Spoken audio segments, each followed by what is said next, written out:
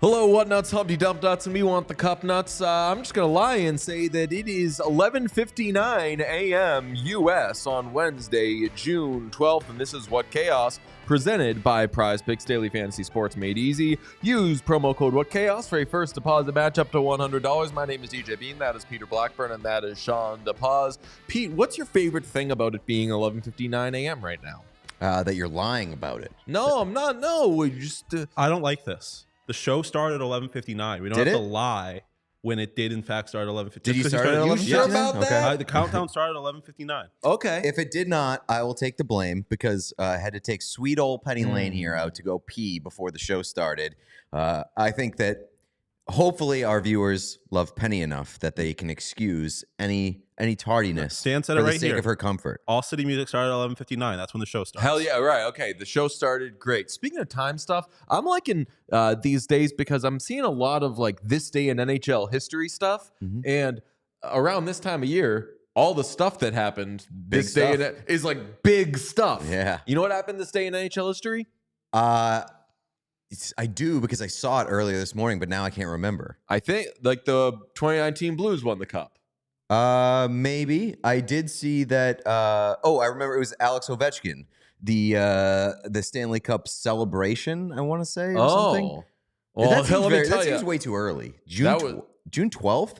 I saw something about June 12th is like a 5 or 6 gamer, I would say, back in the day. We're going a little long right now. Like Boston Bruins 2011 was June 15th. Okay, and that was 3 of 4 series won 7 games. So that was like as late as friggin' possible. Okay. Oh, they swept the second round. But I like this day in NHL history stuff. This day in real person history, the Paddington and Peru trailer dropped. How do you feel about it, buddy? Big day for you. I know, huge day. I'm excited about it, obviously. The trailer did nothing to throw water on my excitement for Paddington 3, Paddington and Peru. But I am a little disappointed. You texted me this morning. Water for me, yeah. Sally Hawkins no longer Mama Brown, Mrs. I believe. Brown, yeah. So we did know that, though. It was already announced. The director and Sally Hawkins not returning for Paddington 3. A little bit upsetting, but apparently the woman, I forget her name, apologies, I'm not familiar. Emily Mortimer? Yes. Yeah. She is supposedly a very good actress. And you know Emily Mortimer. What did she play? Well, she was in The Newsroom. She was in 30 Rock. Didn't watch it. Oh, she's great in 30 Rock. She Okay. keeps she doesn't care about Tina Fey's character, and every time they meet, she introduces herself to her. Very rude behavior. We do have Olivia Colman and Antonio Banderas as maybe the villains, but the new additions to the cast. Olivia Colman, that gives juice. Mm-hmm. That gives juice. The one thing about Paddington, though, is that the bar is set so high for villains because Nicole Kidman in the first one, Pretty good. I would say very good, but I saw it after I saw the second one. So Correct. No shot. Was Colin Firth also in the first one? I feel like we may be stereotyping, but I think so. Yes. It's just a British Colin person. Firth seems like somebody who would be in the first Paddington. I think it was Colin Firth and Olivia or Nicole Kidman in the first one, and then obviously Hugh Grant fucking knocked it into another galaxy with the second one. Now, I did not know Paul King is not doing this, you said? Yes, correct. So Paul King is gone. Exited. So Paul King and Sally Hawkins defected to Wonka and didn't do. Did you ever see Wonka? No, I did not. It was not. I feel like people said it was bad. It definitely wasn't bad, I enjoyed it quite a bit, and I didn't know going into it that it was Paul King, and I was like, they probably got a bunch of like grips and underlings who are around Paddington 2 because this just has a Paddington 2 vibe. And then I looked and I was like, oh yeah, it's Sally Hawkins and it's Paul. It is like it's the whole gang. Mm-hmm. It's great. Yeah. And you got who's a stupid kid that everybody likes? Chalamet. Timothy Chalamet. Yes. That boy. I'm a little bit thrown off here because the big thing that we were talking about before the show started was that the Minnesota Wild will be switching to North Stars colors according to Aesthetics and their big update.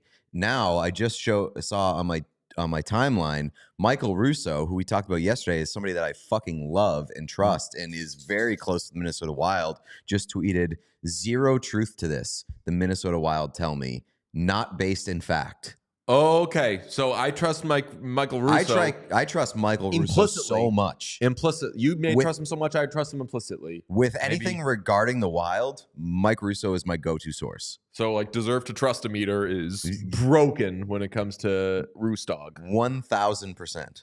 However, when it comes from the teams lie. I know. Teams lie when they don't want stuff out there. And this is Aesthetics' whole fucking thing. Right. But Aesthetics' most recent video was like, started with a bunch of corrections. Want to kick off some stuff. He said, what did he keep saying? He didn't say like wrong. Walk he said back. like this wasn't completely accurate, or this was inaccurate. The term walk back was used. Yes. Well, a good journalist will do that. Other people will just be like, I mean, you see what Woj and Shams are doing right now? Yeah, pettiness. Shams is pretending that the Lakers didn't want Dan Hurley because he didn't have that story. Get out of here, Shams. We're gonna have a bunch of uniform news thanks to the Aesthetics video. Aesthetics video. So we're gonna hit that later in the show. It did hit me yesterday, the realization that I'm sorry, as an oil man, I have to bring this up, but it's a fact. This could be the last week of hockey. The season could literally end this week. I consider Did it hit you because I said that yesterday on the show? No, I didn't. Oh, I don't remember. Yeah, I said tuned it out. I said this is potentially the last week, and that this is potentially the last. I do remember that in-person. I was gonna say it's this chance is the last 11:59 a.m. show. Mhm. Oh, because famously that's only a playoff thing. Interesting. Well, the series has shifted to Edmonton, so I thought. That's what I put as the number one thing on the rundown. But I just learned from friend of the show, Roy Bellamy, Panthers are still in Florida. Really? What are you doing, boys? Wow. Go to Edmonton. What are they afraid of? It's a good question. Go to Edmonton. They've practiced today in Florida.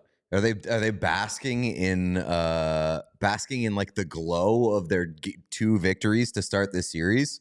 Are they soaking up the vibes? At some point, you have to play a game that's tomorrow in Edmonton. You have to go there at some point.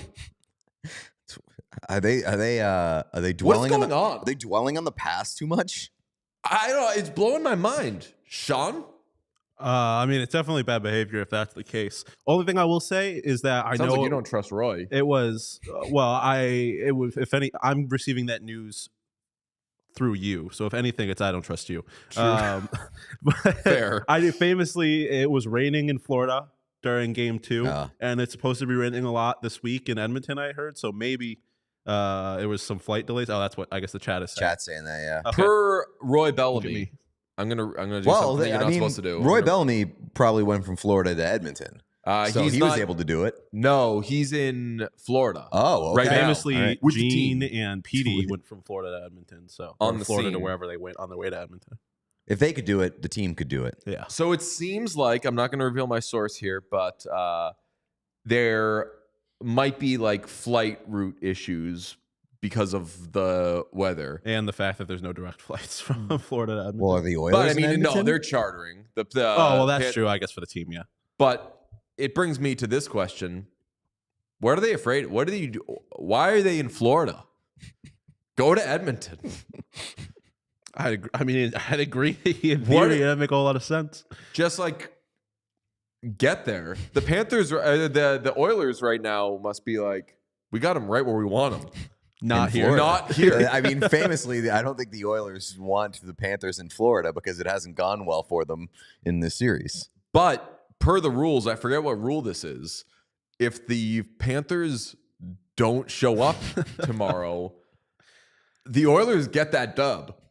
I believe that's probably What the if the case. Stanley Oh Cup my were in God. the building and one of the teams wasn't? I just love the idea that Edmonton gets back into the series via forfeit. Yeah. Like, and it's 3-1 now, or it's 2-1 now because You know what one of my Flight just didn't show some up. of my favorite brands of sports stories is when the jerseys don't make it. Oh, it's like the equipment. Those are some of my favorite fucking stories. The when Michael Jordan returned and he didn't get his jersey in time and he had to wear like number 12 or something with no nameplate on the back.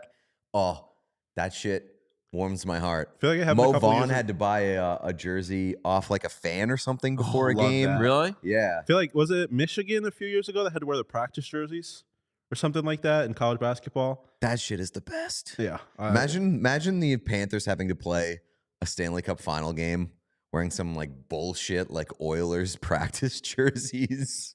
Can you make, Sean, Yes, for when Greg please. Wyshynski joins us in a little bit, can you make a like lower third for him or something in the corner that just says like Edmonton, something that shows that he is in Edmonton, and then something in parentheses that clarifies, but the Panthers aren't.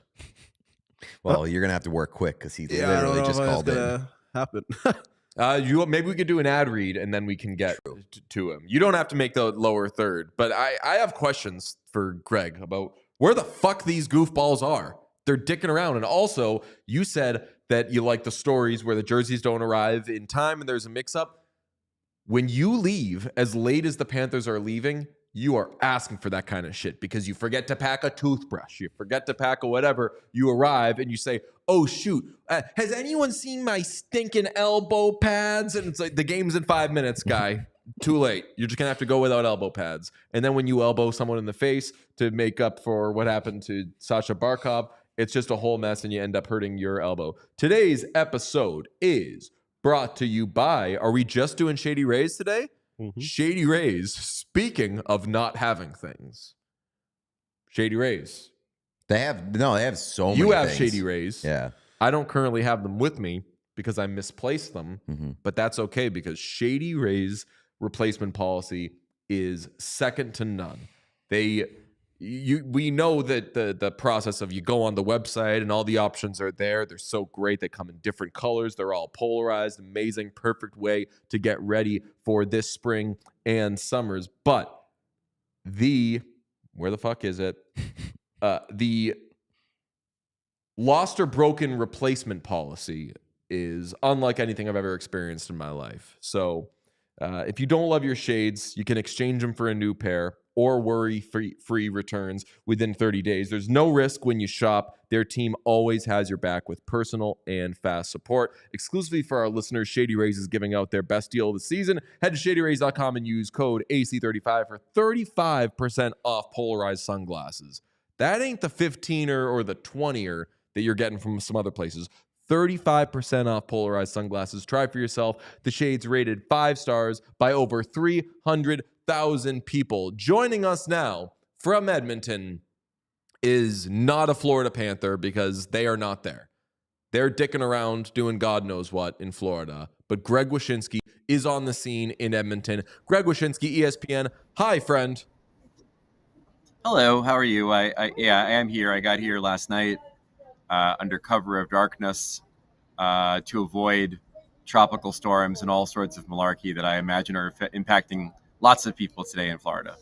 How was your travel story? We've heard so much about how far these places are from each other. So how was the travel? It was fine because I flew through Minnesota and had a 3 or 4 hour layover.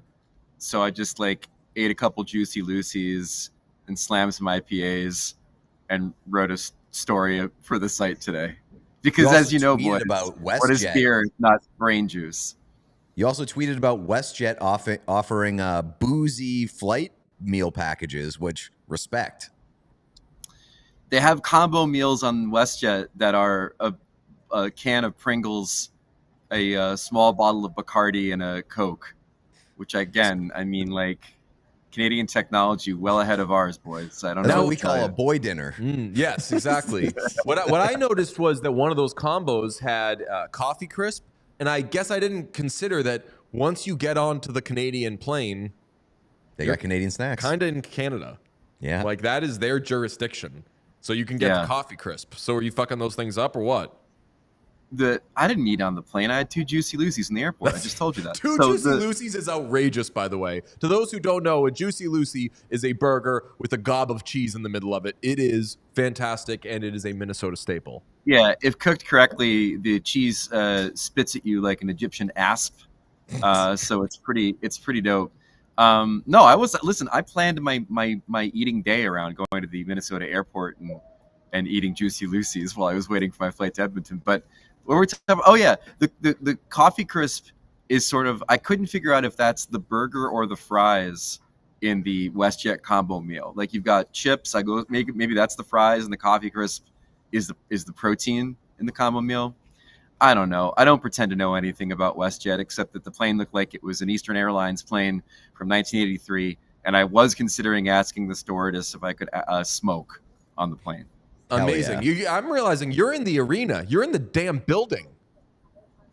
What'd you think I was going to do this? Do you think I'm like, Hotel. somebody who's going to do the hit from the courtyard or whatever, and like the camera's over here and you see curtains behind PK's band? Come on, man. I'm a professional. What We are were doing hoping here? that you would do it from the moss pit, where I can only assume the Edmontonians are already gathering and breakdancing in anticipation of Game 3.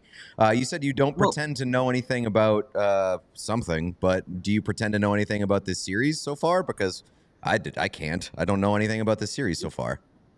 Let's talk about outdoors for a second. Okay. The juxtaposition between Fort Lauderdale and Edmonton, it's jarring, boys. It's a bit jarring. I would say it has real strong going from Arrakis to the Harkonnen home planet energy. If we were going to get Dune about it, there's nobody out there quite yet. It's a gloomy cold day. I'm sure they'll be out there, tomorrow. Oh, no, I've decided that it's just going to be a fucking scene. So no matter what happens, I'm going to treat it as though there are dance circles and it's going to be amazing. No? But no, I mean, I'm hoping the enthusiasm is still there for this team. Like, because Pete, you asked me about the series. Well, here's the series. The series is in Game 1. They came out, the Oilers, and played great. And they continued over what they had done in the Dallas series, and everybody was feeling really good, even though it was a 3-0 loss. Like everybody was feeling really good. Like, oh man, the dam's gonna break at some point. And then in Game 2, they played worse, and then Florida played probably 10x better, right? And so you come back here, and you're wondering, okay, like how do you turn this thing around? Because not only are the Panthers now like really better than they were in Game 1. But also you're kind of in the same spot the Panthers were last season, where your bodies are breaking. Paul Maurice joked that they had like 16 healthy people in practice at all times during the last 2 rounds of last year's playoffs. I mean, that's probably less than what the Oilers have right now. So not only are you not playing well, but also you're beat up. So I don't know the path back for them at this point. And the path, it's there. They're fine. The big news of the last couple of days: Draisaitl not suspended for the hit on Sasha Barkov, and now we'll see what all the fallout is there. But Barkov did practice today in Florida, not in Edmonton. God knows what those bozos are doing down there. But do you think that this is going to be something that carries over and that will affect the series going forward? Because if I'm the Panthers and I have a 2-0 series lead, yeah, I want to get vengeance and all that, but also like I don't want to give the Oilers power plays when they're 0 for 7 and are extremely due. Well, first of all, what they're doing in Fort Lauderdale, I'm guessing, is seeing the sun, which is something we're currently not doing in Edmonton. You're so bummed about Edmonton. I know the vibes are so bad. It's got real strong St. Louis energy, boys. I'm not going to lie to you. I don't mean St. Louis to take praise either, but Sean just laughed out loud. That's where we are. So they're not going to do anything. Here's what they'll do. They'll win the cup. Like that's pretty much better than anything they're going to be able to do to inflict revenge on Leon Draisaitl is crushing his childhood dream. I think would be the thing that they would do to get some semblance of revenge on him. The thing yesterday was really interesting because the sense I got from talking to some sources was that even if Barkov missed game 3, it still wouldn't have guaranteed that Draisaitl would have been suspended. Like I feel like it definitely would have increased the conversation about it, and ultimately he could probably still be suspended. But like I feel in talking to people, they saw the hit as not being predatory. They saw the hit as not being like intentional, right? And it was from a player that doesn't have a history of it. And so I'm not entirely convinced he would have been suspended even if Barkov couldn't play in game 3, even though like I am very much eye for an eye on this one. Like if he couldn't go, then Leon should sit for at least one game. But luckily it looks like he came out able to play. I don't want to say uninjured, but able to play. Do you think that getting away from Barkov, assuming he plays because he was in a normal jersey, regular thing in Florida, do you think that it being in Edmonton will benefit the Oilers, that they could just get him the fuck away from Connor McDavid? Yeah, that's kind of important. Considering that McDavid doesn't have a goal in the series yet, it's kind of important. Yeah, I think, listen, I think they're going to get McDavid's line out at every opportunity when Barkov's not on the ice, just to try to get that matchup, try to win that matchup. It's the one line you can depend on this Oilers team right now. And if we talk about a path to victory, and again, Deej, like Oilers for life. I picked them in 6. The math still checks. Like if they're gonna come back, it's gonna be on the strength of that line, and it's gonna be on the strength of them figuring out how to get it away from Barkov as best as possible. Do you feel like there's an air of inevitability around McDavid and his breakthrough in this series? Because I can't like shake the feeling over the past couple days that he needs to have like the legacy game of all legacy games in game 3 in order for this team to have a chance. No, I mean, like, we saw them control play really well in the Dallas series and play well as a team. And to me, that's more important right now than anything Connor does. Like, Connor's been good. Like, he's created opportunities. He's been present. He's done some really good things. He got a point in the last game. For me, it's more like you cannot allow the Panthers to dictate terms to you like they did in game 2. If you play like you did in game 1, there's a very good chance that you're going to be down 2-1 after game 3. Like they do have that path, but it's much less for me about McDavid having a 5-point night than it is the Oilers having 31 shots on goal and being dangerous. 3 breakaways in game 1. The power play was more dangerous in game 1 than it was in game 2. Like, repeat that, and you should be okay, and you won't need Connor to be McJesus in game 3. Which I understand. You say that he as doesn't a like smart... being called McJesus, which I found really weird. He doesn't like being called McJesus. There's probably like a Catholic guilt thing, but I've been called a lot of things in life. If someone was like, "Wish Jesus," I'm like, I'll take it. That's great. Can we also note though, like whenever people turn 33, this drives me crazy. They're like, "In my Jesus year," I'm like, people know what happened to Jesus, right? True. Like obviously, like Jesus, like has aged well, we'll say, and like everyone loves him for all the cool stuff he did. Shout out the J-Man, but like it didn't go great in the end for Jesus. Yeah, true. But let's see here. His been a legacy while has since I been went great.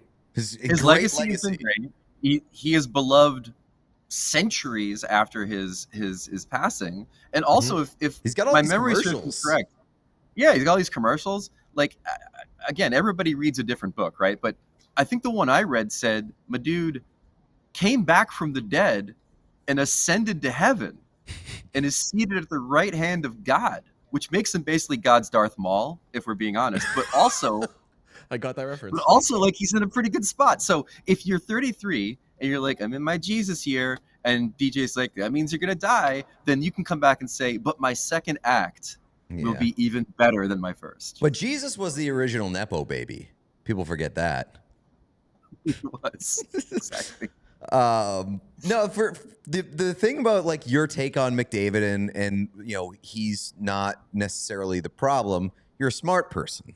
So I am worried about people blaming the Oilers losing on Connor McDavid, and which, to a certain extent, like it may be true. Like they do need Connor McDavid to be better than 1 point through 2 games in order to beat the Panthers.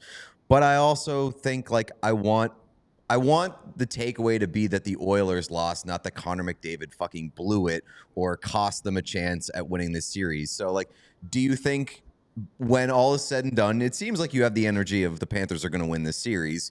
Do you think that people are going to blame it on Connor McDavid at the end of it if Florida hoists the cup? Yeah, they will, and it'll be dumb. But blaming superstars for the foibles of their team or their team's lack of success is sports opining 101. I've already heard it a couple times kind of being around the media in the series, the idea of like putting it on Connor and Leon to not having carried their team to a cup when, neither of them can create a adamantium exoskeleton for Evander Kane so he can like have more than 1 assist in 9 games. I've always thought that Connor was a bit insulated from that kind of chatter because I always thought it was more, boy, they've never put a good team around him than anything that he did to warrant criticism. And I still think that there's going to be more people that are like talking about Nurse and Cece or talking about the bottom 6 versus what the Panthers bottom 6 has done than will be blaming this on McDavid. But there's definitely going to be criticism of McDavid and Draisaitl in the series, especially if the power play like goes over. I mean, well, thank God FS1 doesn't do hockey stuff. I don't think they do. But like, if there were a Skip Bayless kind of like hockey show where they sit around, like Pete's right, and I think that it would be because of Game 1 of the Dallas series, because like there is a kind of smoking gun where there was one moment in the entire playoffs where you were like, McDavid could have done the thing and he didn't do the thing, and yeah, he ended up doing the thing like 25 minutes later.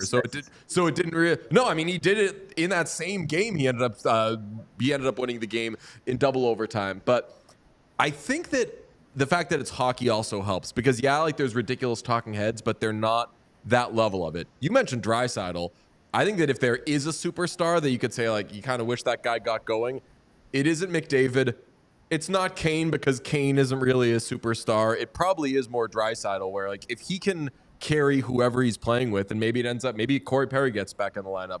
Who knows? Maybe it's him. Do you see him as more the guy that Edmonton's looking at saying like, fuck, if this guy can get going, then maybe we're in business?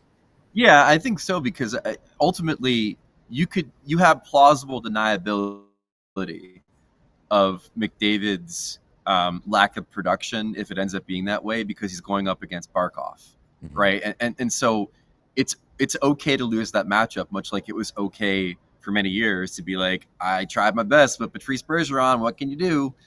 Leon doesn't have that for the most part. And I think you're right that there'll be maybe more criticism of him not holding up his end of the bargain. Because I thought before the series that he had a lane to the Conn Smythe if McDavid was held in check and he carried the team to victory, there was a chance that Draisaitl could win MVP. And he clearly hasn't done it yet.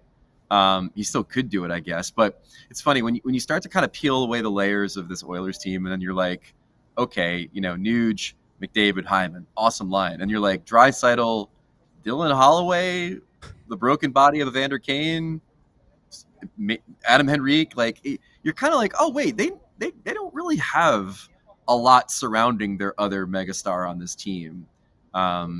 Especially with Kane being injured. So, but that's a hard thing to argue after they beat Dallas with depth and outperformed Dallas's depth, who they were considered the deepest team in the league. And I also I would push back on like the Barkov angle. And I know that Barkov's great and shut down for the best in the league.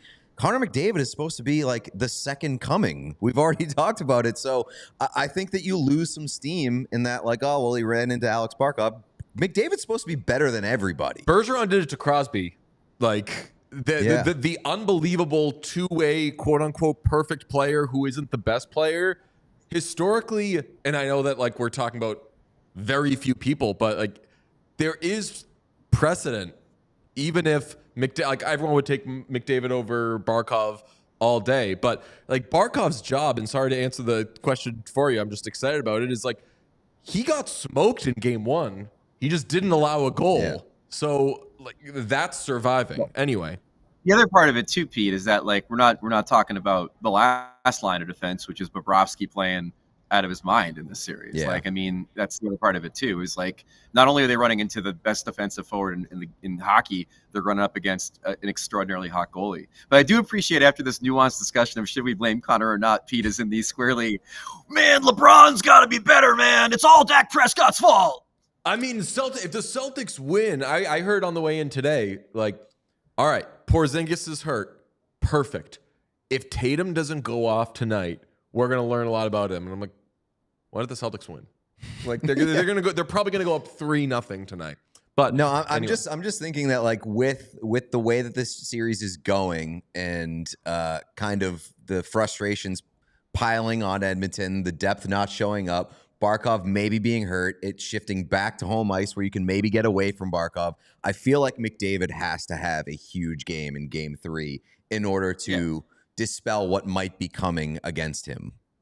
I can listen. I think he dispelled it in the elimination game against Dallas. Like they're not here if not for him, right? So that's where I am. But I don't disagree with you. I think that ultimately, when you are looking for reasons why they lose this series, it's going to be pretty easy to put it on the 2 stars, and also like much more interesting than the other possible reasons why they've fell behind. One of them being that the Panthers are just really good and confident and not looking very concerned at all about the Oilers after game 2, to be honest with you. So, I mean, you're not wrong. I'm not saying that McDavid is like, is made of Teflon here, but I do think that there's other places I'd go with criticism before him, but I don't think you're wrong in saying that Mark Spector's got to be cracking his knuckles right now, right? With this team down 2-0 going back home. Spitting in his hands. We know where the criticism's going to come from. Yeah. And we know what it's going to sound like. And we're all going to be insane. At it. Everybody's going to be pissy. But I mean, I would say if you wanted to make a USA Today pie chart of it, I would say 70% not his fault, 30% his fault. Oh, should we introduce the deserve to blame meter? What do we gotta do? Meters. It's a pie chart. Let's keep. I'm in a hotel. The deserve to win meter has been hot in the streets recently. Sarah Siv fucking hates it. Jackie Redmond's backing it up. People calling for suspensions. hated it. Now I'm kind of like defending it a little bit. It's in a weird spot right now. We're a deserve to win a meter. Where do you land on the deserve to win a meter? I have some real PTSD from American elections, so I don't like it very much at all. Yeah, that is true. The NHL never went to Wisconsin, huh? No, that's right. That's exactly right. I asked this question to John Buccigross yesterday because I think it's an interesting debate. If Florida wins and like nothing really pops over the next couple of games or however many it takes for them to hoist the cup, who's your Conn Smythe for the Panthers? Oh, it's Bob. Like easy. I think he won it in game 1. And I know that his numbers haven't been like stellar in the sense that other goalies that have won the Conn Smythe have been stellar, but he's if you're gonna say they won because they shut down the 2 best power plays in the NHL in Edmonton and the Rangers, he is a huge reason why. Game 1 of the Stanley Cup Final was his signature moment. Like he's been great. He outplayed Shesterkin, I think, in some cases in that series, if I'm being honest. Like, I think he's been great. And so I have no problem with him winning the Conn. I know you could probably make a case for Barkov too, but I think it's Bobrovsky. Evan Rodriguez's parents watch this show, so very rude. How do you feel about the cap-friendly thing? Because this seemed right up your alley. Where I'll explain it. Where the Capitals buy cap-friendly, Elliot Friedman says the NHL has wanted this shit to not be public for a long time. They don't want people to know. Here's the quote: the NHL believes they should not be in the business of publishing this stuff. As a matter of fact, I've been told several times that the relationship between the NHL and Cap Friendly was icy. Cap Friendly, of course, a database for contracts and cap hits, et cetera, and the NHL, per Elliot Friedman on 32 Thoughts, did not want that information public. To be clear, though, like every relationship in the NHL is icy because the game is played on ice. I don't believe. I listen. Elliot's probably right that it's an icy relationship, but teams release salary information now. Like, you have teams that just put it in press releases. I don't know why. Like, has the NHL cracked down on the Carolina Hurricanes for giving years and term and numbers and AAV in their contracts? No. So I don't think it's necessarily like they don't want the information out there at all, because the teams have started to do it. It sucks because I found it to be pretty user friendly before they mucked it up with all those like pre-roll ads that you have to click through before you get to the salary pages. So they kind of ruined the user experience a little bit in recent years. But my take on it as an internet old is that there's always something new that rises up. General Manager begot Cap Geek, begot Cap Friendly. It's the same thing with the stat sites that we've had through the years. War on Ice became Natural Stat Trick. I'm confident there'll be something else. I just don't know what it'll look like. And we have some sites now that are pretty good. I think in some cases maybe not as well sourced as Cap Friendly was. But it's a bit of a bummer. The thing about Bettman and the salary cap sites is that he's kind of been of two minds. Like, he gets a lot of flack for having told me years ago that fans don't care about it. I think Bruce Arthur just wrote an entire column about that. His whole thing with me back in the day was that fans don't care about the information. To which I said, that's nonsense. Like, the entire league is played under a salary cap. Hot stove league transaction signings. That's what creates buzz about your product.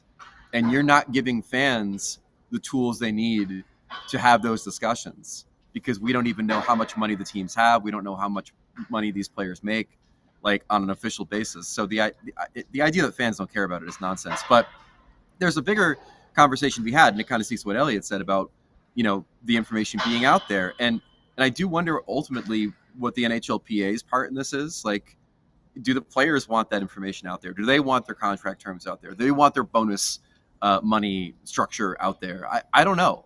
And I've always felt that maybe the PA has more of a role in tampering the NHL's enthusiasm about having an official site than maybe people realize.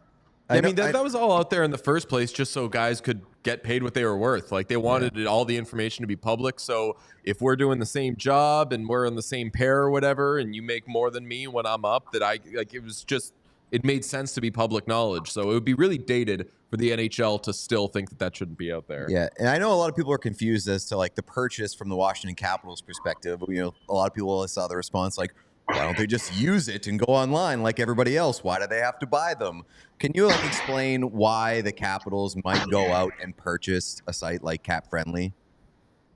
Yeah, they might do it because, one, they want to. They're hiring the people that ran it, so it's adding that sort of savvy and that intelligence to your operation from a salary cap knowledge standpoint and everything else.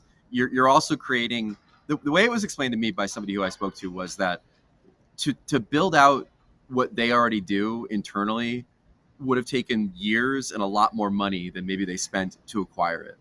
And so just buy the tech. Companies do it all the time. They just buy the tech, and then the tech goes away and other people that use it can't use it. So the ancillary benefit is that the teams that are relying on Cap Friendly to check numbers, or I talked to one place where a general manager got fired, another general manager came in, and they said that the old guy's office was covered in computer screens that had Cap Friendly pages up on it, right? Like, a lot of teams use it, and so by also buying it, you're taking that away from other teams. So there's a strategic reason for it, but mostly I think it's to not have to try to build it yourself because someone else already built it really well. All right, Greg. Well, we can hear in the background shots missing. Are they going intentionally wide? Maybe they're practicing getting bounces off the end boards, and then maybe they can bury something. And it's not coming off the stick of Panthers. There's one person in front of the net. There's like one person in front of the net. I can only assume it's Zach Hyman after they didn't get any high danger shot attempts in game 2. So there's a goalie and one guy shooting pucks in front of the net on the ice right now. I love the idea that Zach Hyman's practice is just putting on his skates, going out on the ice, and just standing in front of the net. Well, doesn't really do anything. I just assume for those guys like Hyman and Pavelski, it'd be like standing in front of the net and having people shoot the puck at them, and then figuring out how to deflect it off their face correctly or whatever the hell they do. Legend. All right. Well, I will see you. I get in tonight, Canadian time. I get in tonight, and then we'll see you tomorrow, I'm sure. Let's have a lot of fun in Edmonton. Oh, my God. Is Edmonton ready for DJ to come here and party like a rock star? I don't know. I don't know if they're ready, Deej. I have no idea. Well, you've certainly sold the experience over the course of this interview. Bring a jacket, homie. Is it? Oh yeah. Should I have a jacket? Yes, you should have a jacket. It's 50 degrees outside. I am not at the beach. I cannot stress this enough. I think I might not bring a jacket. Greg now. likes Florida a little bit more than Edmonton. I'll say that. Yeah. That's what I'm gleaning. Thank you so much, Greg. We appreciate You're you. the We best. love you. Enjoy the rest of the series. All right. Bye, friend. Greg Wyshynski of ESPN. We have but 5 minutes left in this show because I got to get out of here. Real quick, were you not planning to bring a jacket? Do you not actually have a jacket? I have a light baseball jacket that I threw in my bag, but okay. I can. Sounds like I should maybe. I feel like that's probably enough. I thought you were just pulling up in t-shirts.